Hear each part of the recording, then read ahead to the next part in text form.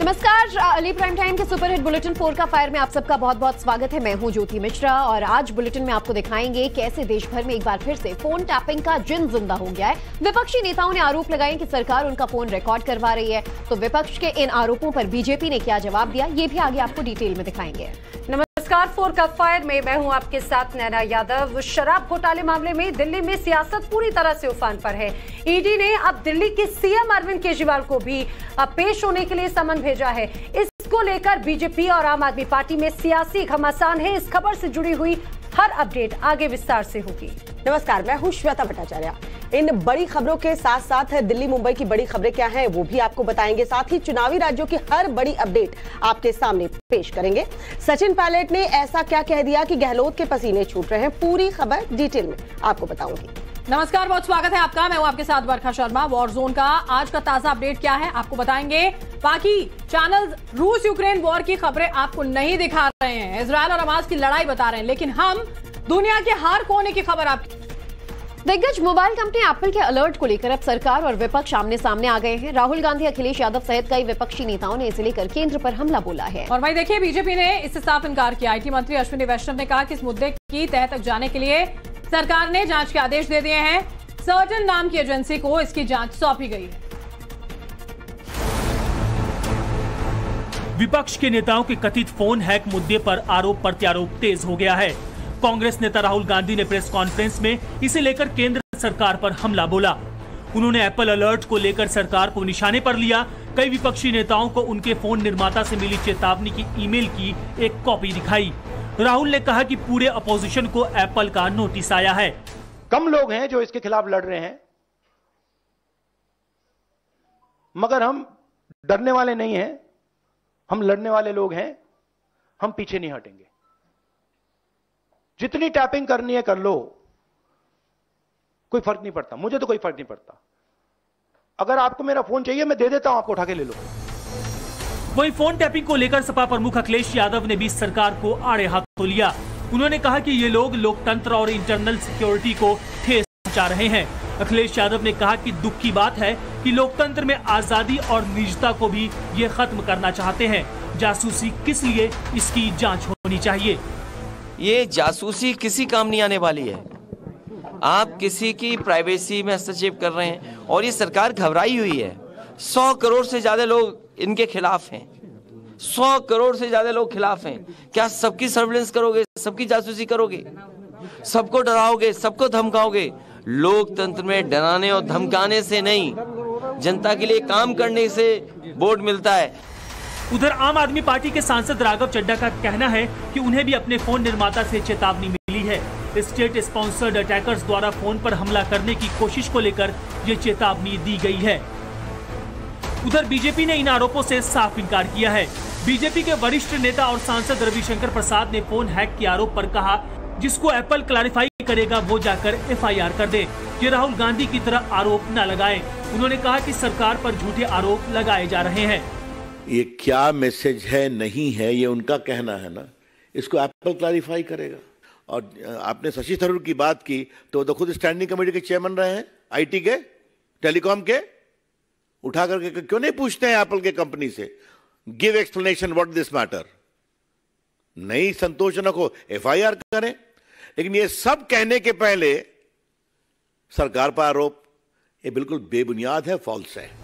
वहीं एप्पल ने इस मामले पर बयान जारी किया है। कंपनी का कहना है कि एप्पल स्टेट स्पॉन्सर्ड अटैकर्स के अटैक जैसे नोटिफिकेशन जारी नहीं करता है। एप्पल का कहना है कि कई बार कंपनी की ओर से इस तरह के नोटिफिकेशन गलत अलार्म भी हो सकते हैं। एप्पल का कहना है कि वो इस बारे में जानकारी भी नहीं दे सकते हैं कि ऐसा अलर्ट क्यों भेजा गया। दिल्ली शराब घोटाले में आम आदमी पार्टी की मुश्किलें बढ़ती नजर आती हैं, क्योंकि अब दिल्ली के मुख्यमंत्री अरविंद केजरीवाल को भी ईडी समन भेजकर पूछताछ के लिए बुलाया है। 2 नवंबर को अरविंद केजरीवाल से ईडी पूछताछ करेगी और इस मामले में देखिए अब राजनीति बेहद गर्म हो चुकी है। बीजेपी और आम आदमी पार्टी एक दूसरे पर हमलावर हैं।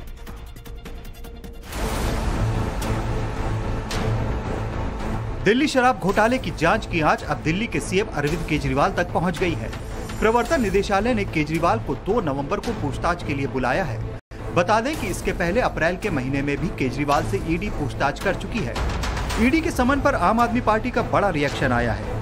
आपकी मंत्री आतिशी ने कहा है कि केजरीवाल के खिलाफ कोई मामला नहीं है, लेकिन देश के प्रधानमंत्री नरेंद्र मोदी केजरीवाल से डरते हैं, लिहाजा उनकी गिरफ्तारी हो सकती है।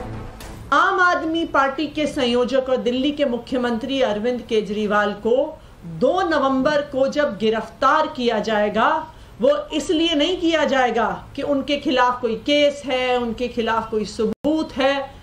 उनको इसलिए गिरफ्तार किया जाएगा क्योंकि प्रधानमंत्री नरेंद्र मोदी जी को अरविंद केजरीवाल से डर लगता है। उधर आम आदमी पार्टी के नेता सौरभ भारद्वाज ने आरोप लगाया है कि केंद्र सरकार आम आदमी पार्टी को खत्म कर देना चाहती है। केंद्र सरकार का एक ही मकसद है, किसी तरीके से आम आदमी पार्टी को खत्म कर देना, और इसके लिए वो कोई कसर नहीं छोड़ रहे। किसी तरीके से कैसे भी फर्जी केस बना के मुख्यमंत्री अरविंद केजरीवाल जी को जेल में बंद किया जाए और आम आदमी पार्टी को खत्म किया जाए। अरविंद केजरीवाल को ईडी का समन ऐसे समय में आया है जब सोमवार को ही सुप्रीम कोर्ट ने 338 करोड़ के मनी ट्रेल को सही मानते हुए मनीष सिसोदिया की जमानत याचिका खारिज कर दी, जिसके बाद बीजेपी भी केजरीवाल पर बेहद हमलावर है और इस्तीफे की मांग की है। आप तो पहले कहते थे फर्स्ट इन्वेस्टिगेशन से पहले हम रेजिग्नेशन नहीं, ये आप तब कहते थे जब अन्ना हजारे के साथ आप इंडिया अगेंस्ट करप्शन चलाते थे। आज आप कहते हैं कि चाहे इन्वेस्टिगेशन हो जाए, चाहे हमारे खिलाफ आदेश हो जाए, हम रेजिग्नेशन नहीं देंगे। आज तो केजरीवाल जी आपको इस्तीफा देना चाहिए और जवाबदेही देनी चाहिए। इस बीच अब ये भी साफ हो गया है कि आम आदमी पार्टी के नेता और दिल्ली के पूर्व मंत्री मनीष सिसोदिया की दिवाली भी अब जेल में मनने वाली है, क्योंकि सिसोदिया को अब 3 महीने से पहले कोई राहत नहीं मिलने वाली है। सुप्रीम कोर्ट के आदेश में कहा गया है कि इस केस का ट्रायल फास्ट ट्रैक होगा और 6 से 8 महीने में ट्रायल पूरा हो जाएगा। ऐसे में आम आदमी पार्टी के लिए आने वाला समय मुसीबतों से भरा रह सकता है। और अब खबर बिहार के वैशाली जिले से, जहां पर आग ने ऐसा तांडव मचाया कि कई घर जलकर खाक हो गए। आग से देखते ही देखते लाखों की संपत्ति बर्बाद हो गई। लोगों ने इस पर काबू पाने की कोशिश की, लेकिन इसके विकराल रूप के आगे सब बेबस नजर आए। कैसे थे वहां के हालात, दिखाते हैं आपको इस रिपोर्ट के जरिए।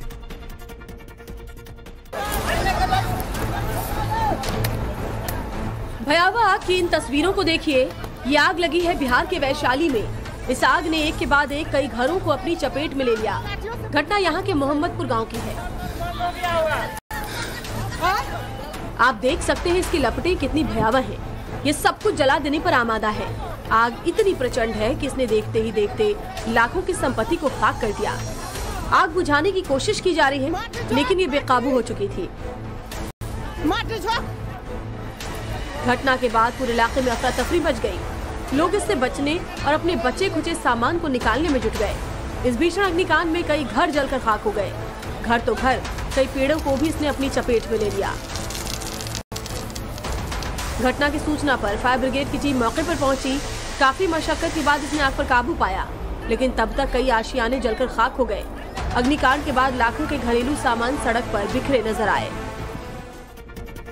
दिल्ली और एनसीआर में प्रदूषण लगातार बढ़ता जा रहा है। राजधानी दिल्ली से सटे बहादुरगढ़ इलाके से भी लोग काफी ज्यादा परेशान नजर आए। हल्की ठंड और हवा की धीमी रफ्तार ने लोगों को परेशान कर रखा है। इतना ही नहीं बल्कि यूपी के प्रमुख शहर कानपुर में भी AQI का लेवल बेहद खराब कैटेगरी में दर्ज किया गया।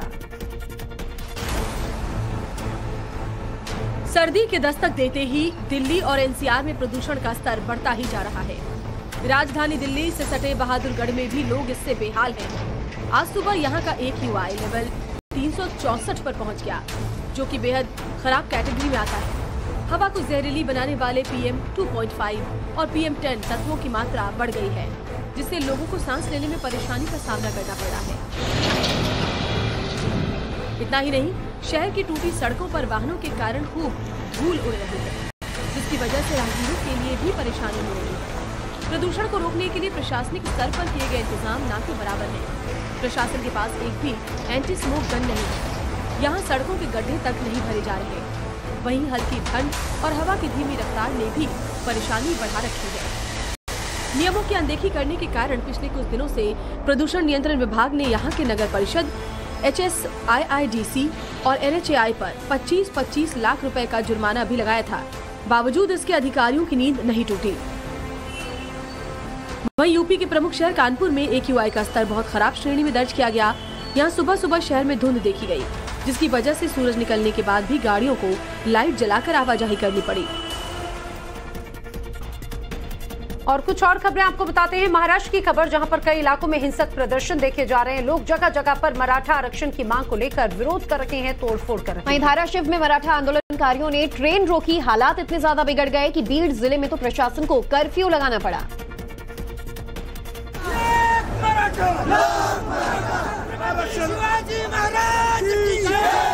महाराष्ट्र में मराठा आरक्षण की मांग को लेकर विरोध तेज हो गया है।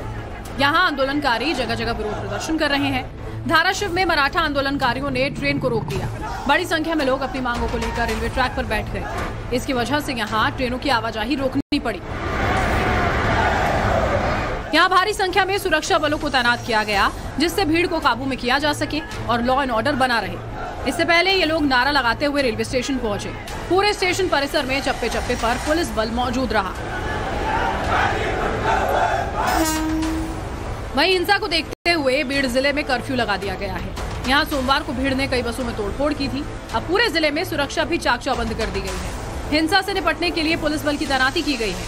वहीं प्रशासन का कहना है कि यहाँ फिलहाल स्थिति शांतिपूर्ण है। कल रात के बाद भीड़ में कानून व्यवस्था की कोई समस्या पैदा नहीं हुई। सभी दुकानें और बाजार बंद हैं। तो वहीं जिले में इंटरनेट सेवा को भी बंद किया गया है। और चलिए अब आपको एक ऐसे खतरे से अलर्ट कराते हैं जो आने वाले वक्त में हिंदुस्तान के लिए नासूर बन सकता है। बात कर रहे हैं हार्ट अटैक। दरअसल देश में हार्ट अटैक का ग्राफ जो है वो बुलेट की रफ्तार से बढ़ता जा रहा है। देश में हार्ट अटैक के केसेस आखिर क्यों इतनी तेजी से बढ़ रहे हैं, क्या साइंटिफिक रीजन है, दिखाते हैं आप।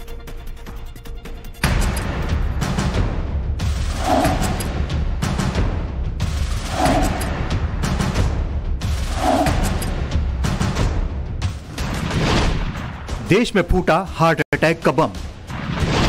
युवाओं में बढ़ रहा हार्ट अटैक का खतरा। चलते फिरते आ रहे हैं हार्ट अटैक। कोरोना से उभरे मरीजों को ज्यादा खतरा। गुजरात में सबसे ज्यादा हार्ट अटैक।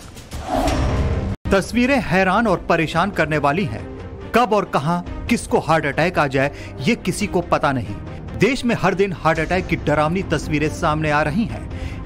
जिम, दफ्तर, फैक्ट्री, डांस और चलते फिरते हार्ट अटैक से लोगों की जान जा रही है। खासकर युवाओं में हार्ट अटैक का खतरा तेजी से बढ़ रहा है। यूं तो देश भर में हार्ट अटैक से बड़ी संख्या में लोगों की मौत हो रही है, लेकिन गुजरात में तो लगता है कि हार्ट अटैक बम ब्लास्ट हुआ हो। गुजरात में हार्ट अटैक से मौत का सिलसिला जारी है। हार्ट अटैक का ताजा मामला गुजरात के वडोदरा का है। यहाँ काम करते वक्त 40 साल के प्रकाश चौहान को दिल का दौरा पड़ गया। वो फर्श पर गिर गए और मौके पर ही उनकी मौत हो गई। हालांकि मौके पर मौजूद लोगों ने प्रकाश को अस्पताल पहुंचाया, लेकिन डॉक्टरों ने उन्हें डेड घोषित कर दिया। दिल दहला देने वाली ये घटना सीसीटीवी कैमरे में कैद हो गई। हार्ट अटैक एक ऐसी बीमारी है जो शरीर के अंदर छिपी बैठी रहती है और लोगों को इसके बारे में पता तक नहीं चलता है, लेकिन जब ये असर दिखता है तो लोगों को संभलने तक का मौका नहीं मिलता। गुजरात के अहमदाबाद की ये तस्वीर उसी की तस्दीक कर रही है। नवरात्र के मौके पर गरबा कार्यक्रम चल रहा था। बड़ी संख्या में लोग गरबा कर रहे थे।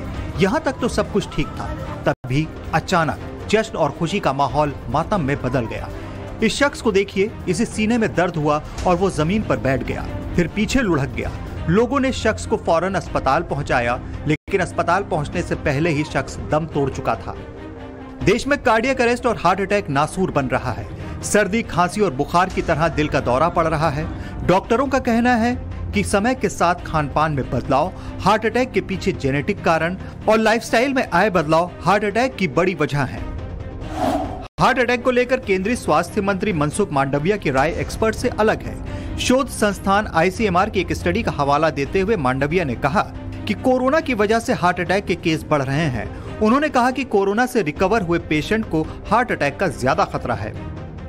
ICMR હમણાં એક ડિટેલ સ્ટડી કર્યો છે। એ ડિટેલ સ્ટડી એવું કહી રહ્યો છે કે જે લોકોને સિવિયર કોવિડ થયો હોય અને એનો સમય જાજો ન થયો હોય એવી સ્થિતિની અંદર એમણે અધિક પરિશ્રમ નહીં કરવો જોઈએ। એમણે પોતાની સખતનું સખત મહેનત, સખત દોડવું, સખત એક્સરસાઇઝ કરવી એવા કામોથી એક ચોક્કસ ટાઈમ માટે, યાની કે